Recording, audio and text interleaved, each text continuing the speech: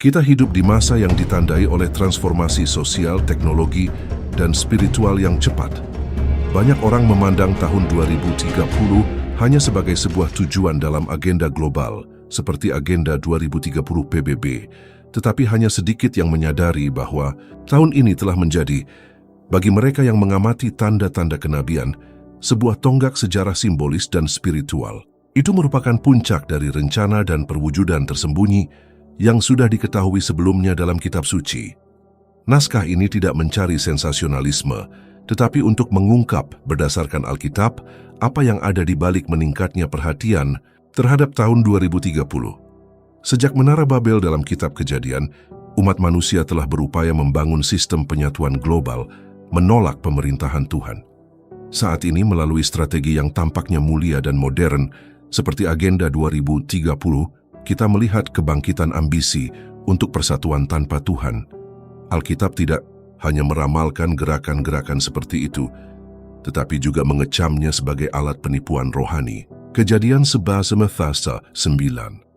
Seluruh negeri itu satu bahasanya dan satu logatnya. Ketika mereka berangkat dari timur, mereka menemukan sebuah dataran di tanah Sinear, lalu menetap di sana.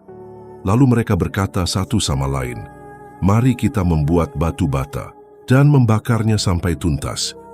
Dan mereka menggunakan batu bata sebagai batu dan lumpur sebagai adukan semen. Dan mereka berkata, "Marilah kita dirikan bagi kita sebuah kota dan sebuah menara yang puncaknya sampai ke langit. Dan marilah kita buat nama supaya kita jangan terserak ke seluruh bumi." Lalu turunlah Tuhan untuk melihat kota dan menara yang dibangun oleh anak-anak manusia itu. Berfirmanlah Tuhan, "Lihatlah, bangsa ini satu dan satu bahasanya untuk semuanya. Dan inilah yang telah mereka mulai lakukan, dan kini tak akan ada halangan apapun bagi mereka. Apa yang telah mereka bayangkan untuk dilakukan, baiklah kita turun dan mengacau balaukan di sana bahasa mereka, sehingga mereka tidak mengerti lagi bahasa masing-masing. Maka berseraklah mereka dari situ ke seluruh bumi, dan mereka berhenti membangun kota itu. Itulah sebabnya sampai sekarang nama kota itu disebut Babel, karena di sanalah dikacau balaukan Tuhan bahasa seluruh bumi, dan dari sanalah mereka diserahkan Tuhan ke seluruh bumi. Tahun 2030 bagi banyak orang melambangkan impian tentang dunia baru. Namun menurut kitab suci, proyek global ini berjalan seiring dengan manifestasi akhir dari sistem antikristus. Perlu untuk membuka mata rohani kita untuk memahami bahwa ini bukan sekadar rencana manusia, tetapi bagian dari konflik spiritual kuno. Perjalanan yang dimulai sekarang akan menyingkapkan bagaimana tahun 2030 dapat dipahami sebagai titik balik antara kerajaan Tuhan dan kerajaan kegelapan. Nubuatan telah memperingatkan kita. Sekarang waktunya untuk membedakan. Langkah pertama untuk memahami apa yang membuat tahun 2030 begitu penting adalah kembali ke asal-usul spiritual pencarian manusia untuk persatuan global. Titik awal Alkitabiah untuk upaya ini adalah episode Menara Babel. Di dalamnya kita melihat bukan sekadar konstruksi arsitektur, tetapi agenda spiritual kemandirian dan pemberontakan terhadap Tuhan. Niat manusia adalah menciptakan suatu sistem terpadu tanpa arahan ilahi, sesuatu yang muncul kembali di zaman kita dengan kedok teknologi, politik, dan ideologis yang lebih canggih. Pada saat itu, umat manusia berbicara dalam satu bahasa dan memutuskan untuk membangun kota dengan menara yang menjulang ke langit, yang melambangkan kesombongan dan kemandirian manusia. Itu adalah proyek kekuasaan, kendali, dan kemuliaan manusia. Saat ini, dengan Agenda 2030, ada semangat yang sama yang bekerja di balik layar. Upaya penyatuan global, ekonomi, sosial, budaya, dan spiritual terpisah dari kedaulatan Tuhan. Hubungan spiritual antara Babel dan zaman modern ini bukanlah suatu kebetulan, tetapi bersifat profetik. Kejadian 11:1-9. Seluruh negeri itu satu bahasanya dan satu logatnya. Ketika mereka berangkat dari timur, mereka menemukan tanah datar di tanah Sinear, lalu menetap di sana. Mereka berkata satu sama lain, "Mari, kita buat batu bata dan bakar, sampai tuntas."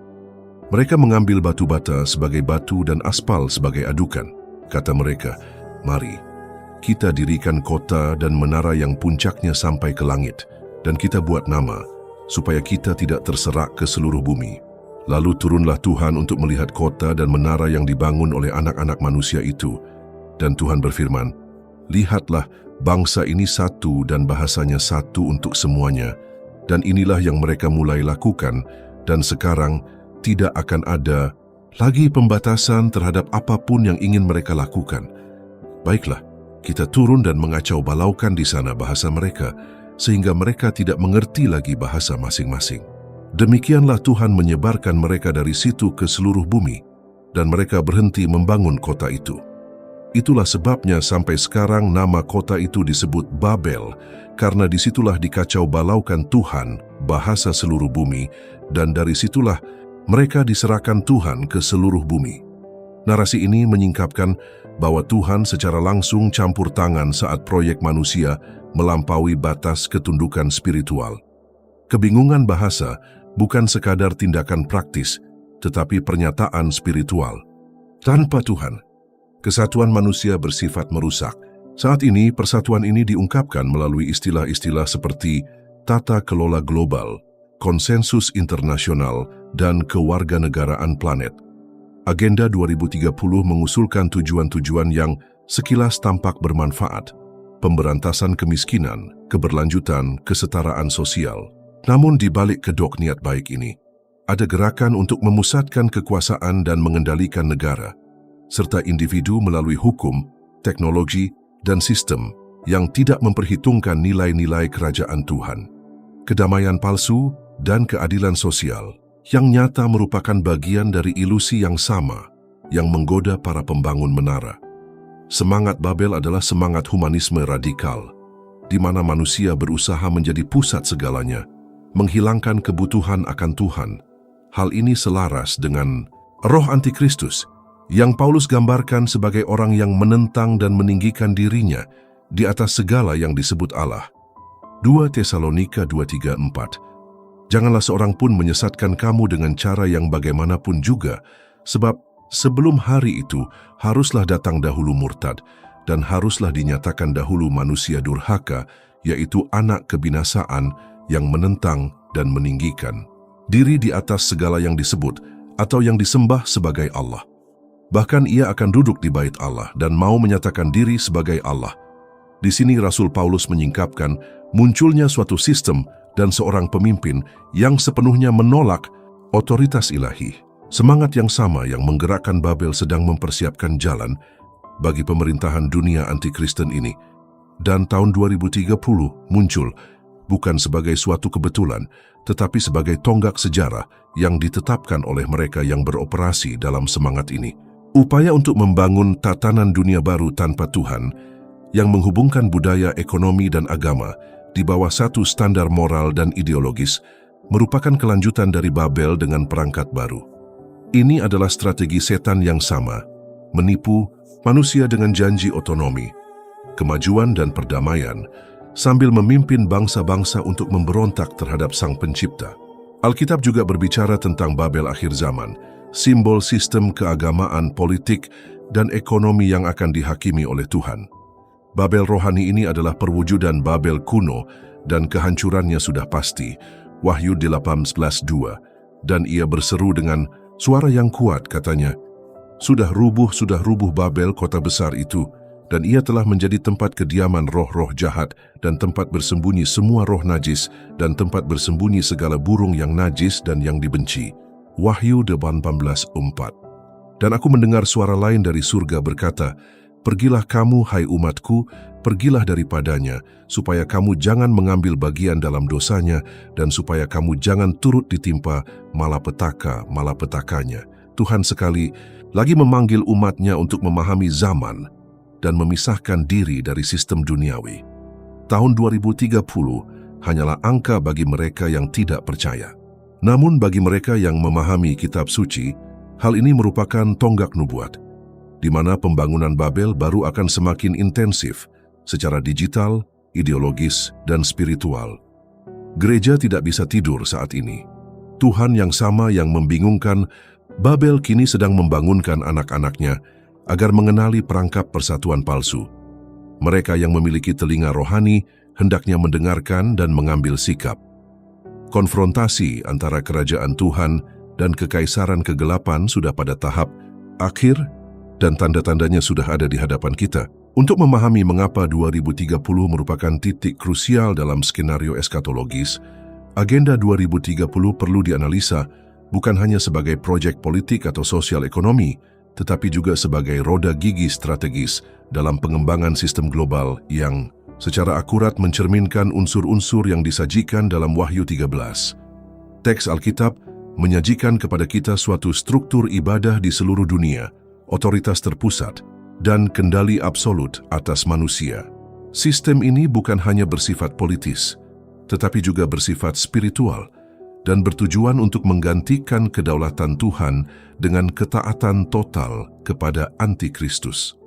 Wahyu 13:7-8, dan ia diperkenankan untuk berperang melawan orang-orang kudus dan untuk mengalahkan mereka, dan kepadanya diberikan kuasa atas semua suku dan bahasa dan bangsa, dan semua orang yang diam di atas bumi akan menyembahnya, yaitu setiap orang yang namanya tidak tertulis di dalam kitab kehidupan dari anak domba yang disembelih sejak dunia dijadikan. Binatang yang muncul dalam gambaran nubuatan ini mempunyai otoritas atas semua orang. Kekuasaannya total dan tuntutannya jelas, penyembahan. Tahun 2030, bila diamati dengan cermat, muncul dalam pidato-pidato para pemimpin dunia dan dalam pedoman lembaga-lembaga internasional sebagai tujuan untuk mengonsolidasikan tatanan global baru yang berdasarkan pada integrasi digital, ekonomi yang bersatu, pendefinisian ulang moralitas dan antaragama, persis komponen-komponen yang diuraikan dalam Wahyu 13. Agenda 2030 yang disampaikan oleh Perserikatan Bangsa-Bangsa mengusulkan 17 tujuan pembangunan berkelanjutan. Tujuan-tujuan tersebut sendiri tampak tidak berbahaya. Pengentasan kemiskinan, kesetaraan gender, perdamaian, keadilan, tindakan terhadap perubahan iklim. Namun, bila dilihat dari sudut pandang spiritual, menjadi jelas bahwa ada narasi halus. Dunia harus dibentuk kembali, ditata ulang, disatukan, dan semuanya itu tanpa memerlukan Tuhan. Itulah bahaya yang sebenarnya. Alkitab memperingatkan kita terhadap sistem yang tampaknya baik tetapi menyembunyikan tujuan antikristen. Dalam 2 Korintus 11:14-15 tertulis, "Dan hal itu tidak mengherankan, sebab iblis pun menyamar sebagai malaikat terang. Oleh karena itu, tidak mengherankan bila menteri-menterinya diubah menjadi menteri kehakiman, yang akhirnya akan sesuai dengan perbuatan mereka." Agenda 2030 mungkin merupakan salah satu penyamaran tersebut, malaikat terang yang melindungi sebuah bangunan yang mempersiapkan dunia untuk menerima manusia durhaka. Hal ini tidak berarti bahwa setiap inisiatif yang terkait dengan agenda itu jahat, tetapi semangat di balik konstruksi dan penerapannya melayani tujuan pengendalian global dan penyangkalan kebenaran Alkitab. Wahyu 13:16-17. Dan ia menyebabkan sehingga kepada semua orang, kecil atau besar, kaya atau miskin, merdeka atau hamba, diberi tanda pada tangan kanannya atau pada dahinya, dan tidak seorang pun yang dapat membeli atau menjual selain dari pada mereka yang memakai tanda itu, yaitu nama binatang itu atau bilangan namanya. Perhatikan bagaimana teks ini menggambarkan realitas kendali total, termasuk kendali ekonomi. Dan yang paling mengkhawatirkan, hal itu bersifat spiritual. Ini bukan sekedar sistem keuangan, tetapi tuntutan untuk tunduk kepada binatang buas. Pada zaman kita sekarang, kemajuan seperti identitas digital, mata uang digital terpusat, CBDC, paspor kesehatan global, dan pemantauan data dibahas sebagai tujuan yang harus dilaksanakan sepenuhnya pada tahun 2030. Pada titik inilah nubuat dan rencana manusia bertemu. Apa yang banyak orang lihat sebagai kemajuan dan inovasi dalam terang firman adalah suatu mekanisme yang selaras dengan roh antikristus, kepatuhan terhadap sistem yang mengendalikan, mendikte perilaku, dan memaksakan nilai-nilai tanpa dasar. Kebenaran ilahi adalah roh kesalahan sejati yang disebutkan Yohanes dalam suratnya, 1 Yohanes 4:5-6. Mereka berasal dari dunia, sebab itu mereka berbicara tentang hal-hal duniawi, dan dunia mendengarkan mereka. Kami berasal dari Tuhan, Dia yang mengenal Tuhan mendengarkan kita. Barang siapa tidak berasal dari Allah, ia tidak mendengarkan kami. Dengan ini kita mengetahui roh kebenaran dan roh kesalahan. Sementara Agenda 2030 berbicara tentang transformasi global, Alkitab memanggil kita untuk memperbarui pemahaman. Sementara sistem dunia menuntut kesesuaian dengan tujuan buatan manusia, Tuhan memanggil kita untuk tidak menyesuaikan diri dengan zaman ini. Roma 12:2. Janganlah kamu menjadi serupa dengan dunia ini, tetapi berubahlah oleh pembaharuan budimu, sehingga kamu dapat membedakan manakah kehendak Allah yang baik, yang berkenan kepadanya, dan yang sempurna. Ini bukan saatnya untuk berdiam diri. Sekarang waktunya untuk membedakan. Tahun 2030 bukan sekadar tanggal bagi perkembangan global, ini adalah titik profetik di mana garis-garis antara politik, agama, ekonomi, dan kendali spiritual saling terkait sebagaimana belum pernah terjadi sebelumnya dalam sejarah.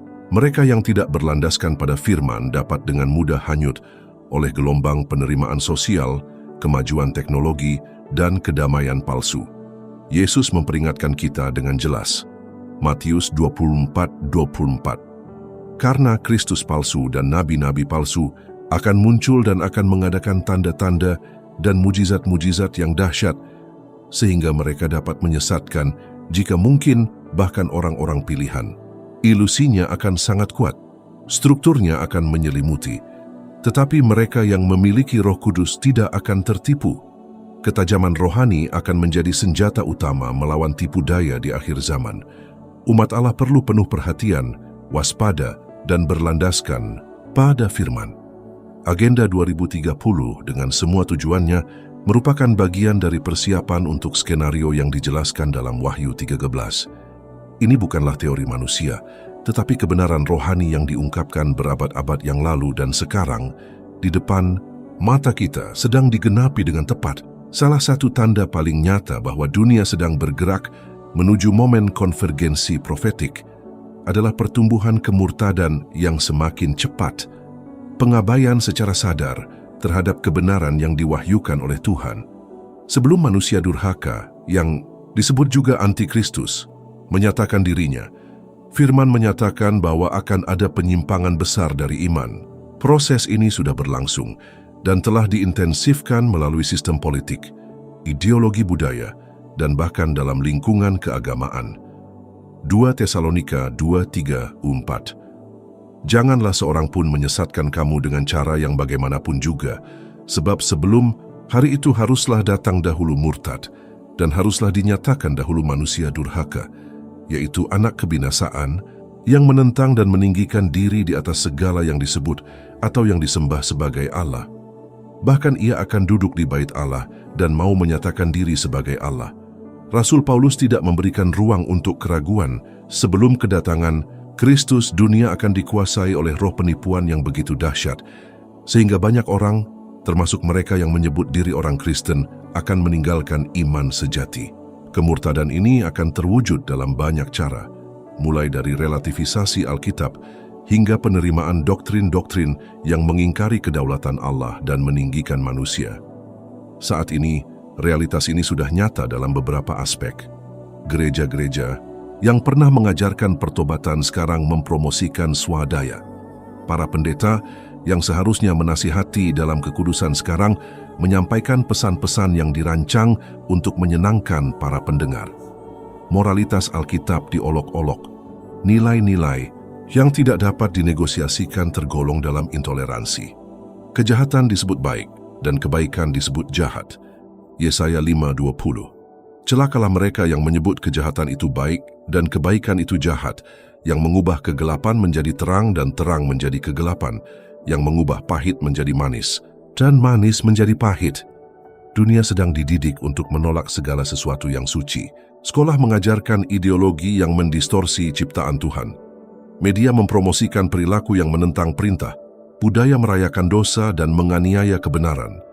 Inversi ini tidak alami. Itulah akibat dari operasi kesalahan yang dinubuatkan Paulus, suatu tindakan yang diizinkan oleh Allah sebagai penghakiman atas mereka yang menolak kebenaran. 2 Tesalonika 2:9-12. Kedatangan Dia itu adalah pekerjaan iblis dan akan disertai rupa-rupa perbuatan ajaib, tanda-tanda, dan mujizat-mujizat palsu, dan dengan segala tipu daya kejahatan di antara mereka yang harus binasa, karena mereka tidak menerima dan mengasihi kebenaran yang dapat menyelamatkan mereka. Dan karena itu Allah mendatangkan kesesatan atas mereka, yang menyebabkan mereka percaya akan dusta, supaya dihukum semua orang yang tidak percaya akan kebenaran dan yang suka kejahatan. Perhatikanlah, teks itu menyingkapkan bahwa operasi kesalahan ini akan disertai dengan tanda-tanda dan mujizat-mujizat palsu. Itu bukan kesalahan intelektual, melainkan kesalahan supernatural.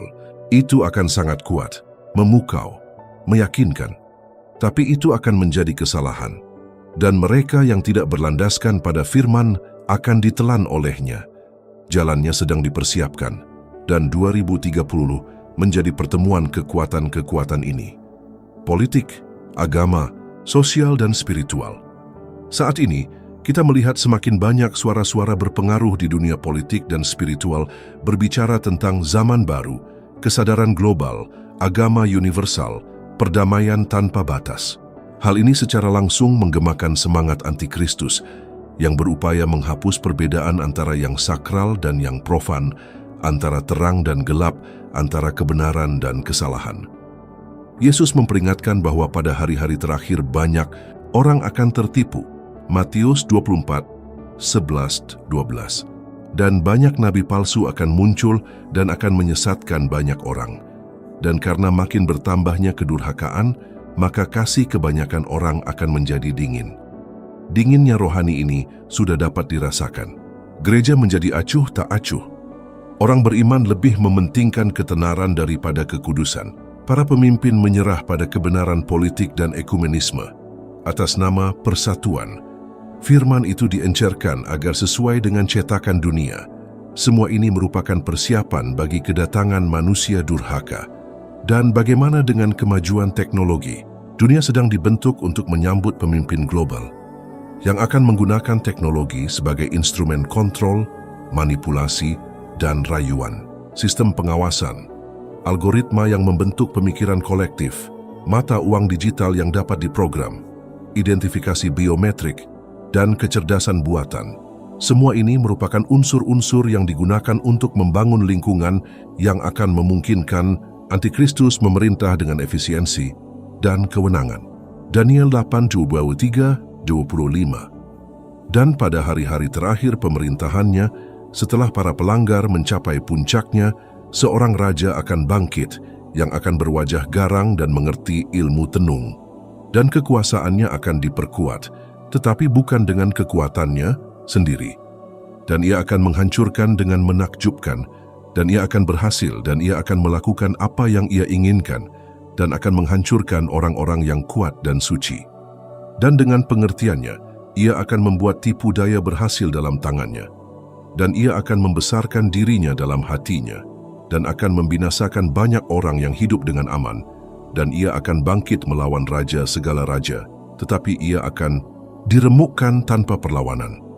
Daniel menggambarkan seorang pemimpin yang senang menipu. Kekuatan mereka bukan hanya bersifat manusiawi, tetapi juga rohani, diilhami oleh setan. Dan pemimpin inilah yang sedang dipersiapkan untuk diterima oleh sistem dunia. Segala sesuatu mengarah ke sana. Kemurtadan, pengendalian, penolakan kebenaran, dan maraknya ketidakadilan. Namun penting untuk diingat, umat Tuhan tidak kehilangan arah. Kitab suci memperingatkan kita, Roh Kudus menuntun kita, dan Tuhan Yesus telah memberikan kita petunjuk untuk tetap teguh. 2 Tesalonika 2:15. Karena itu saudara-saudara, berdirilah teguh dan peganglah tradisi-tradisi yang telah kamu terima, baik dengan perkataan maupun melalui surat yang kami sampaikan. Inilah saatnya untuk kembali ke firman, untuk kembali ke doktrin yang sehat, untuk meninggalkan dunia dan hidup untuk kerajaan. Manusia durhaka tidak akan muncul tiba-tiba, dia sedang dipersiapkan. Dan struktur yang akan menerimanya sedang disusun di depan mata kita, dengan tanggal yang ditetapkan, dengan tujuan yang jelas, dan tahun 2030 secara nubuat merupakan titik balik dalam persiapan ini. Ketika Yesus memperingatkan kita tentang Tanda-tanda kedatangannya kembali, dia tidak hanya menggunakan simbol-simbol surgawi atau fenomena apokaliptik. Ia membuat perbandingan yang kuat dan sangat rohani. Sebagaimana halnya pada zaman Nuh, demikian pula halnya kelak pada kedatangan Anak Manusia. Pernyataan ini, yang dicatat dalam Matius 24:37, menunjuk pada suatu pola kenabian. Skenario yang sama yang menyebabkan penghakiman universal melalui banjir pada zaman Nuh akan terulang sebelum kedatangan Kristus yang kedua. Matius 24:37-39.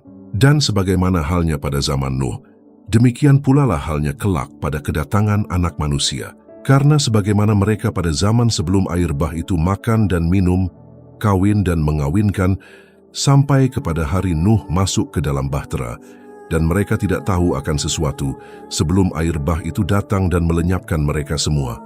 Demikian pula lah halnya kelak pada kedatangan Anak Manusia. Teks ini tidak sekadar berbicara tentang rutinitas umum, tetapi tentang ketidakpedulian spiritual yang meluas. Ada generasi yang menyerah pada keinginannya sendiri, tidak menghiraukan peringatan Tuhan. Itu adalah masa ketika korupsi telah mencemari bukan hanya masyarakat, tetapi juga struktur spiritual ciptaan. Dan Yesus memperjelasnya. Pola yang sama akan terulang kembali. Untuk memahami betapa seriusnya kejadian pada zaman Nuh, kita harus mempertimbangkan kisah dalam Kejadian 6, di mana Alkitab menggambarkan manusia yang sangat rusak, persekutuan rohani terlarang, dan bumi yang penuh dengan kekerasan. Kejadian 6:5. Dan Tuhan melihat bahwa kejahatan manusia besar di bumi dan bahwa segala kecenderungan hatinya selalu membuahkan kejahatan semata-mata. Kejadian 6:11-12. Adapun bumi telah rusak di hadapan Allah dan penuh dengan kekerasan.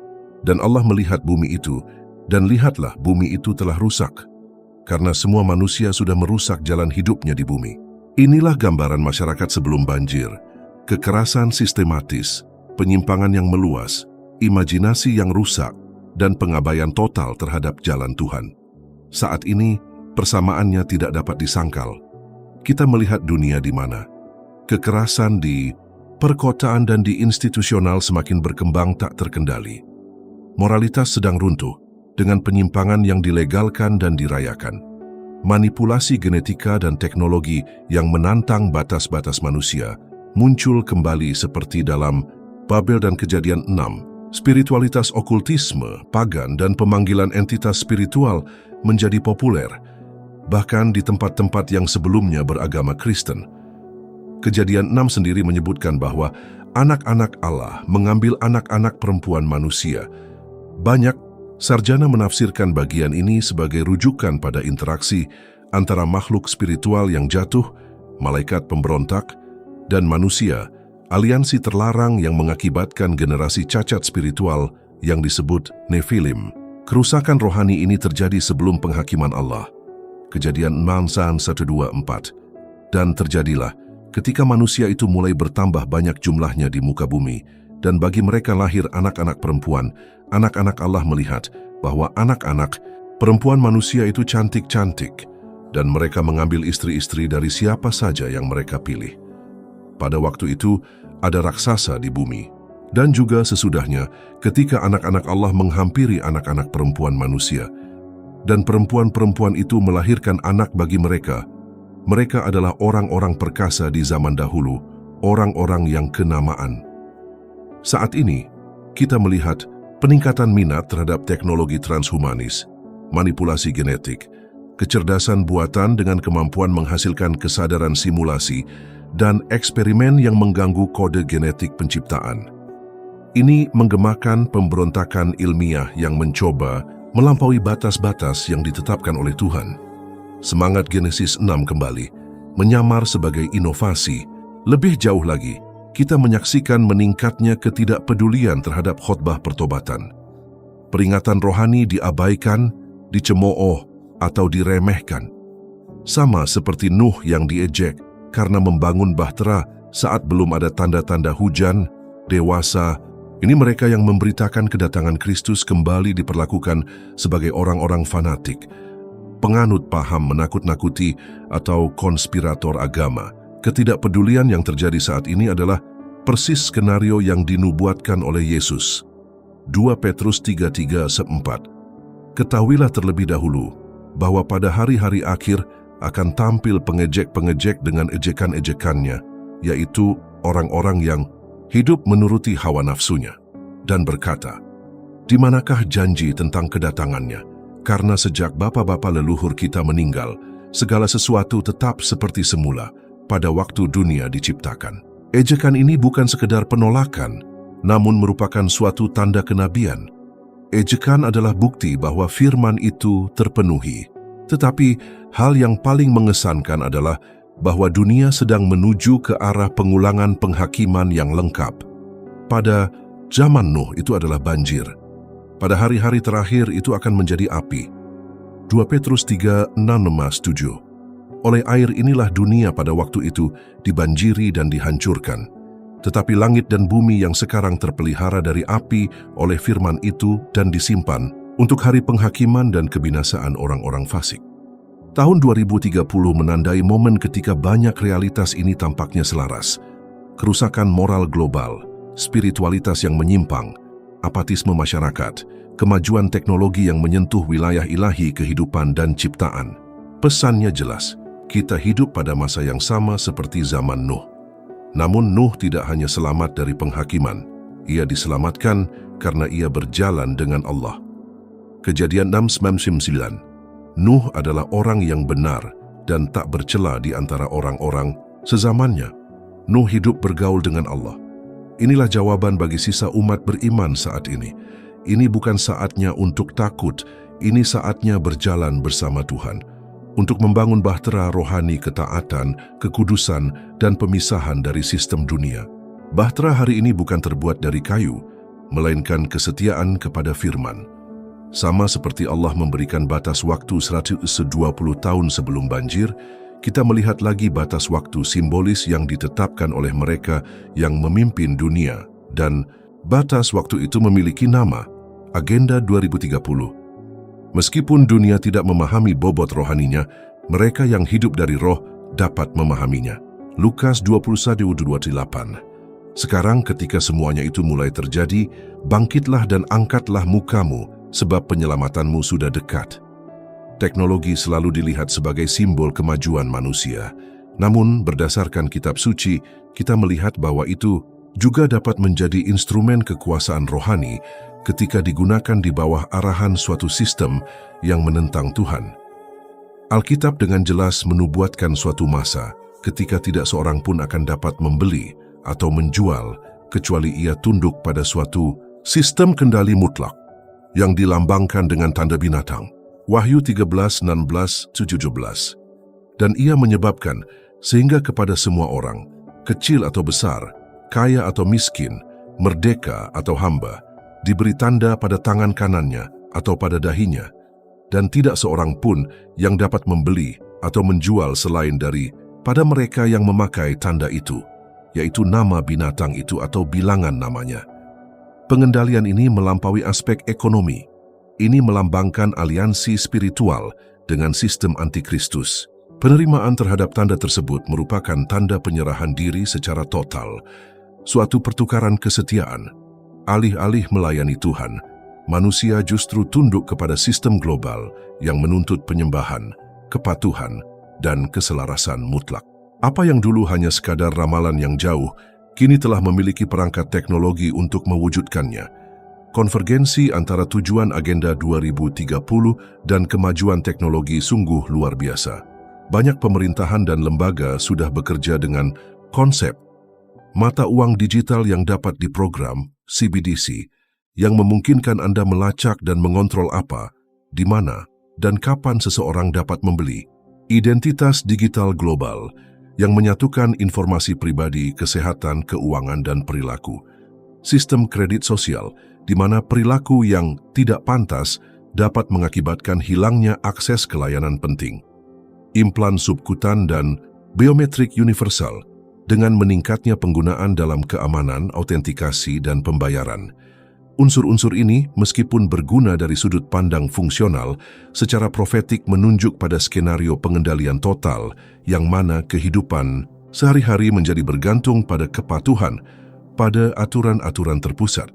Struktur semacam ini tidak hanya membuat nubuat tentang tanda binatang menjadi mungkin, tetapi juga membuatnya layak secara praktis. Sasaran untuk tahun 2030 meliputi digitalisasi ekonomi secara menyeluruh, perluasan konektivitas global, pemanfaatan kecerdasan buatan secara besar-besaran, dan sistem pengawasan otomatis. Semua ini dirayakan sebagai kemajuan, namun secara spiritual, ia melambangkan terbentuknya penjara tak kasat mata. Tempat kebebasan dan keyakinan akan diuji pada tingkat tertinggi. 2 Korintus 2:11. Agar setan tidak dapat mengakali kita karena kita tahu tipu dayanya.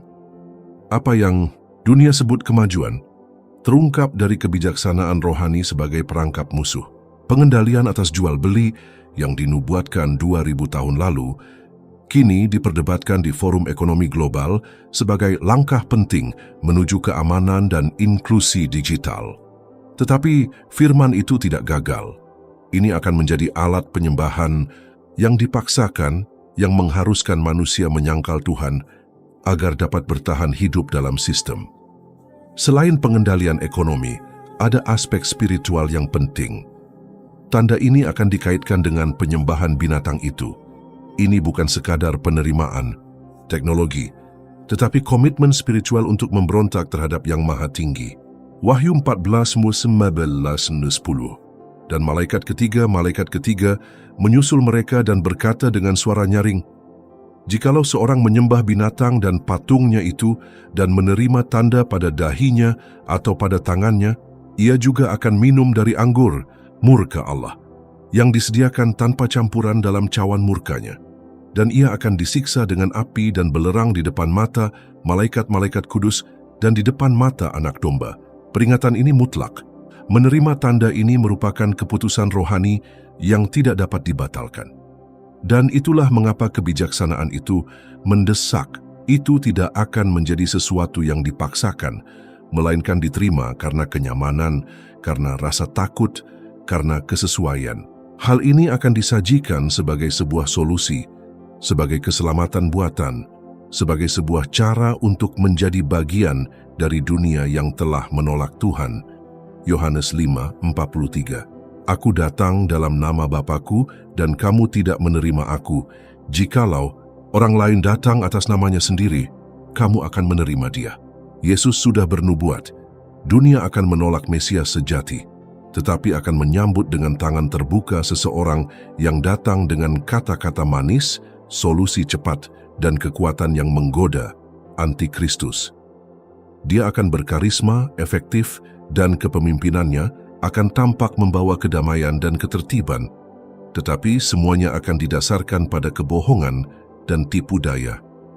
Saat ini, kita melihat jutaan orang dengan sukarela menyerahkan diri mereka pada teknologi tanpa mempertanyakan tujuannya. Perangkat yang mendengarkan, melacak, merekam, menganalisis, platform yang membentuk opini, dan menyensor apapun yang bertentangan dengan narasi dominan. Lingkungan yang sempurna untuk pengendalian total yang dijelaskan dalam Wahyu 13. Namun, umat Allah tidak tunduk pada kekuasaan sistem.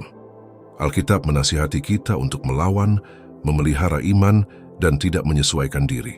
Wahyu 13:10. Barang siapa ditawan, ia akan ditawan. Barang siapa membunuh dengan pedang, ia harus dibunuh dengan pedang. Yang penting di sini ialah ketekunan dan iman orang-orang kudus. Sisa umat yang setia akan diuji, tetapi mereka akan dilindungi. Kemenangan terjamin bagi mereka yang berdiri teguh dalam kebenaran, bahkan di tengah penganiayaan. Kesetiaan akan menjadi tanda umat Allah, bukan tanda yang kelihatan, melainkan perjanjian yang tidak kelihatan dan kekal dengan Anak Domba. Skenario 2030 seharusnya tidak menimbulkan kepanikan, tetapi kebijaksanaan. Ini bukanlah akhir, namun tonggak yang menentukan, titik balik antara mereka yang hidup dalam iman dan mereka yang akan tergoda oleh janji-janji sistem. Sekaranglah waktunya untuk mempersiapkan hati, memperkuat iman, mengenal firman, dan dibimbing oleh Roh Kudus. Mazmur 119:5. Firman-Mu itu pelita bagi kakiku dan terang bagi jalanku. Menghadapi kemajuan sistem kenabian yang mencapai puncaknya pada tahun 2030, banyak orang mungkin diliputi rasa takut, ketidakpastian, atau bahkan keputusasaan. Tetapi Alkitab tidak memperingatkan kita tentang hari-hari terakhir untuk melumpuhkan kita, tetapi untuk mempersiapkan kita. Yesus tidak pernah menjanjikan jalan tanpa pergumulan, tetapi Dia menjamin kehadiran, kekuatan, dan pembebasannya bagi mereka yang mengikutinya dengan setia. Lukas 21:28. Sekarang, ketika semuanya itu mulai terjadi, bangkitlah dan angkatlah mukamu, sebab penyelamatanmu sudah dekat. Panggilan Tuhan adalah untuk kewaspadaan dan keteguhan rohani. Kita berada di tengah generasi yang mudah menyesuaikan diri, yang mengorbankan kebenaran demi kenyamanan, dan yang membungkam iman atas nama penerimaan sosial. Namun sisa Kristus, mereka yang telah dimeteraikan dengan Roh Kudus, tidak dapat disesuaikan dengan dunia ini, karena mereka dipanggil untuk menjadi terang di tengah kegelapan. Roma 12:2. Janganlah kamu menjadi serupa dengan dunia ini, tetapi berubahlah oleh pembaharuan budimu, sehingga kamu dapat membedakan manakah kehendak Allah yang baik, yang berkenan kepadanya, dan yang sempurna. Transformasi di sini bukan bersifat eksternal, melainkan internal, melainkan spiritual. Dunia sedang dibentuk untuk menerima antikristus, namun gereja sedang dibentuk untuk menerima Raja Kemuliaan.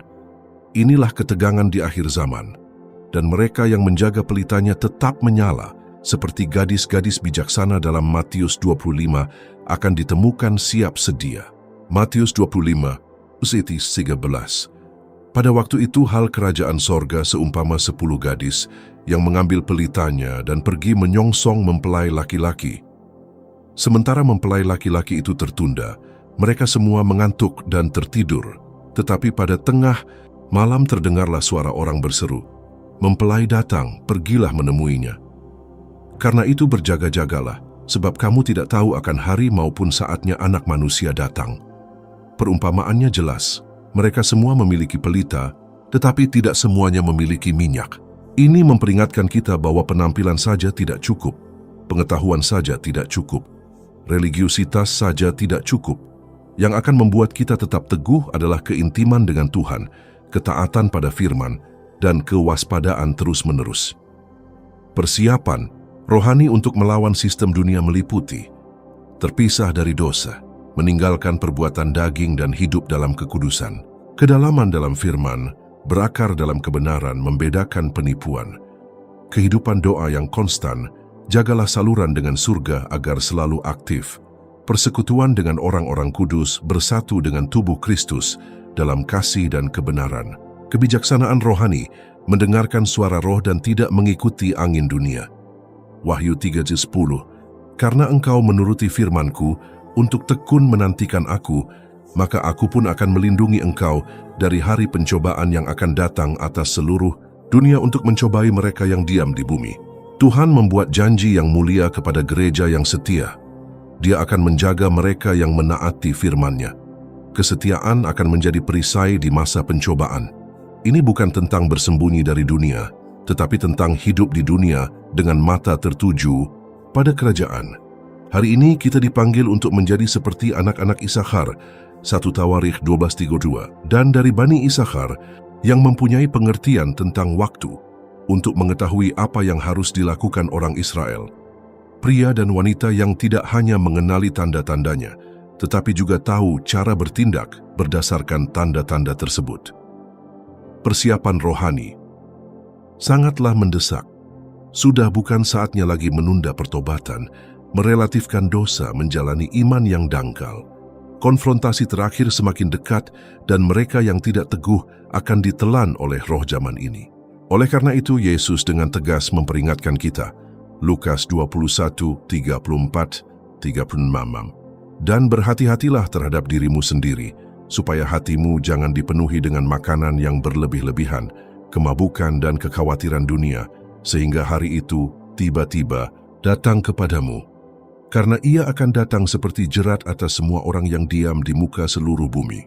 Karena itu berjaga-jagalah dan berdoalah senantiasa, supaya kamu dianggap layak untuk luput dari semua yang akan terjadi itu, dan supaya kamu tahan berdiri di hadapan Anak Manusia.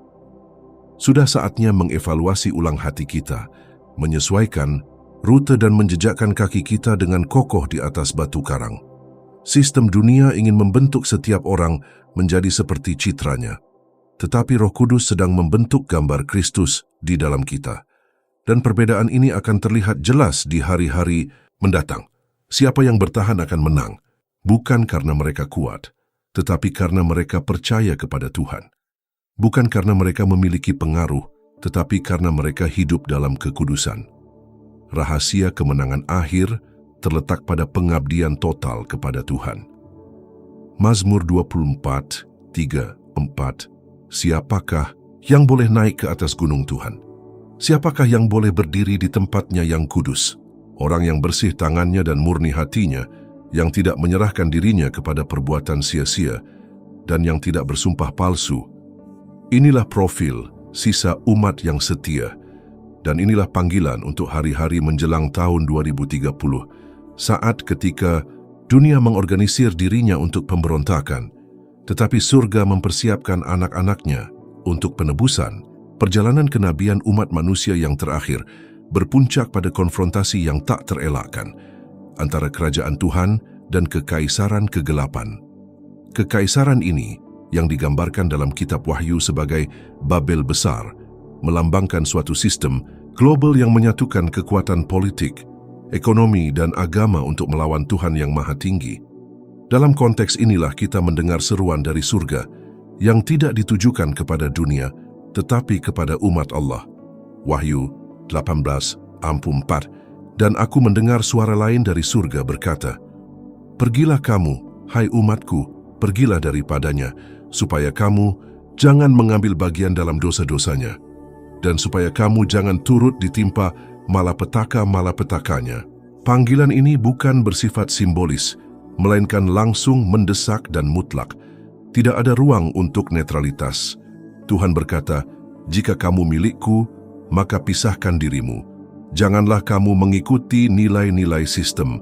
Jangan ikuti moralitas mereka yang menyimpang. Jangan ikut serta dalam penyembahan berhala mereka. Jangan tunduk pada kendali Anda." Babilonia modern bukan hanya sekedar sebuah kota atau sebuah negara. Ini adalah sistem global, aktif, menggoda, sangat berpengaruh yang memikat pikiran, memanipulasi hati, dan menormalkan dosa. Bahasanya adalah relativisme. Mata uang Anda adalah kesenangan, agama mereka adalah campuran, singgasananya adalah kebanggaan manusia. Nubuatnya adalah kemajuan tanpa Tuhan. Sistem ini sudah beroperasi secara penuh, dan tahun 2030 muncul sebagai tonggak penting yang bersifat nubuat, di mana banyak strukturnya akan dibangun secara definitif. Ekonomi yang terdigitalisasi, tersentralisasi, dan termonitor. Sistem pendidikan dan kebudayaan yang terpadu. Spiritualitas diencerkan dalam ekumenisme global. Hukum yang mengkriminalisasi nilai-nilai Alkitab dan meninggikan dosa sebagai kebajikan. Hiburan yang merayakan kerusakan daging dan jiwa. Seruan terus-menerus untuk menerima segala hal tanpa syarat, kecuali kebenaran. Alkitab sudah menubuatkan bahwa sistem ini akan menipu bangsa-bangsa. Wahyu 18:23. Dan cahaya pelita tidak akan bersinar lagi di dalammu, dan suara mempelai laki-laki dan perempuan tidak akan kedengaran lagi di dalammu, karena pedagang-pedagangmu adalah pembesar-pembesar di bumi, karena semua bangsa telah tertipu oleh ilmu sihirmu. Catatan, dengan sihirmu, penipuan tersebut akan bersifat spiritual, halus, dan diterima secara budaya. Babel akan dicintai oleh dunia, tetapi dibenci oleh surga. Karena itu, umat Allah perlu melakukan apa yang dilakukan Lot di Sodom, pergi. Bahkan ketika semua orang di sekitar mereka tampaknya puas dengan api yang mendekat. Kejadian 19:15-17. Ketika hari mulai siang, malaikat-malaikat itu segera menolong Lot, katanya, "Bangunlah, bawalah istrimu dan kedua anak perempuanmu yang ada di sini, supaya engkau jangan binasa karena kejahatan kota ini. Melarikan diri untuk hidupmu. Jangan melihat ke belakang, dan jangan berhenti di seluruh dataran ini. Melarikan diri ke gunung agar kamu tidak binasa. Sama seperti Sodom yang akan dihakimi dan Tuhan memanggil Lot keluar, Babel rohani juga akan dihakimi dan Tuhan sekali lagi berkata, "Larilah, selamatkan nyawamu." Ini bukan berarti meninggalkan dunia secara fisik, melainkan memutuskan hubungan secara spiritual dengan segala praktik, pikiran, dan godaannya. Untuk memisahkan diri dari Babel berarti tolak ekumenisme yang menyangkal eksklusivitas Kristus. Jauhilah hiburan yang mengenyangkan daging dan memuaskan roh. Katakan tidak pada uang mudah, amoralitas yang disamarkan sebagai kebebasan dan kesuksesan yang mengorbankan integritas. Putuskan hubungan dengan aliansi ideologis yang mengandung nilai-nilai anti-Kristen yang dipaksakan atas nama toleransi dan kemajuan. Orang-orang yang dipanggil Tuhan tidak pasif, mereka kudus. Tidaklah suam-suam kuku tetapi bersemangat. Dia tidak religius, dia dipenuhi dengan roh. Dan orang-orang inilah yang tidak akan melacurkan diri dengan Babel atau tunduk kepada binatang itu. Wahyu 14:4-5. Mereka ini adalah orang-orang yang tidak mencemarkan diri dengan perempuan-perempuan karena mereka murni sama seperti perawan. Mereka adalah orang-orang yang mengikuti anak domba itu kemana saja ia pergi. Mereka ditebus dari antara manusia sebagai buah sulung bagi Allah dan bagi anak domba. Dan di dalam mulutnya tidak ditemukan tipu daya karena mereka tidak bercacat di hadapan takhta Allah. Mereka yang mengikuti anak domba akan dilindungi di tengah penghakiman. Mereka akan didukung bahkan ketika sistem mengatakan tidak ada yang membeli atau menjual tanpa merek. Mereka akan dipelihara karena mereka sebelumnya percaya, sebelumnya berjaga, dan sebelumnya dipisahkan. Panggilan Wahyu 18:4 bukan untuk besok, untuk hari ini. Sekian untuk saat ini. Tahun 2030 mungkin menandai titik saat dunia sepenuhnya menyerah kepada Babel modern, tetapi mungkin juga menandai posisi definitif anak-anak terang. 2 Korintus 6:17-18. Karena itu, keluarlah kamu dari antara mereka, dan pisahkanlah dirimu dari mereka, firman Tuhan, dan janganlah menjamah apa yang najis, maka aku akan menerima kamu, dan aku akan menjadi Bapakku, dan kamu akan menjadi anak-anakku laki-laki, dan anak-anakku perempuan. Firman Tuhan semesta alam. Sekarang waktunya untuk memutuskan. Kata tersebut telah diumumkan. Tanda-tandanya ada di depan mata kita.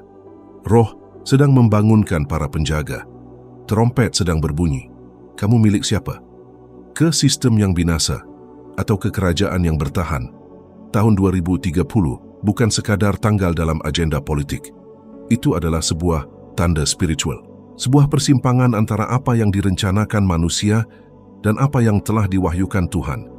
Ini bukanlah akhir, melainkan tanda yang jelas bahwa kita sedang mendekati akhir zaman. Struktur sedang dibangun, aliansi sedang dibentuk, hati sedang diuji. Firman itu tidak pernah gagal. Segala sesuatu yang dinubuatkan sedang digenapi di depan mata kita. Penyatuan sistem global, meningkatnya penolakan kebenaran, kemajuan kejahatan, dan persiapan untuk kedatangan manusia durhaka. Tetapi janji itu juga digenapi bahwa Tuhan akan melindungi umat miliknya, menguatkan sisa umat dan datang untuk mencari gereja yang kudus, murni, dan tak bercacat. Ibrani 10:37-38. Karena sedikit, bahkan sangat sedikit waktu lagi, dan Ia yang harus datang sudah akan ada tanpa menangguhkan kedatangannya. Tetapi orang benar akan hidup oleh iman, dan jika ia mengundurkan diri, maka jiwaku tidak senang kepadanya. Inilah saatnya untuk mengambil sikap, untuk menjejakkan kaki dengan kokoh di atas batu karang, untuk berjalan dalam kekudusan, tidak menukar iman dengan kenyamanan, persetujuan, atau keamanan. Roh memanggil orang-orang yang berani, yang waspada, mereka yang tidak bertekuk lutut di hadapan sistem manusia. Tahun 2030 mungkin menandai dimulainya banyak pemenjaraan rohani. Namun, tahun ini juga bisa menjadi waktu ketika suatu pasukan bangkit, terpisah, disucikan, dipenuhi dengan roh, dan bersedia untuk menyatakan kebenaran bahkan di tengah kegelapan. Matius 5:14. Kamu adalah terang dunia. Kota yang terletak di atas gunung tidak mungkin tersembunyi. Karena itu, bangkitlah, bangunlah, kuatkan apa yang tersisa. Sang Raja akan kembali. Semoga tanganmu bersih, pelitamu menyala, dan hatimu teguh. Semoga namamu tertulis dalam kitab kehidupan dan hidupmu dimeteraikan oleh Roh. Wahyu 22:12. Sesungguhnya aku datang segera, dan aku membawa upahku untuk membalaskan kepada setiap orang menurut perbuatannya.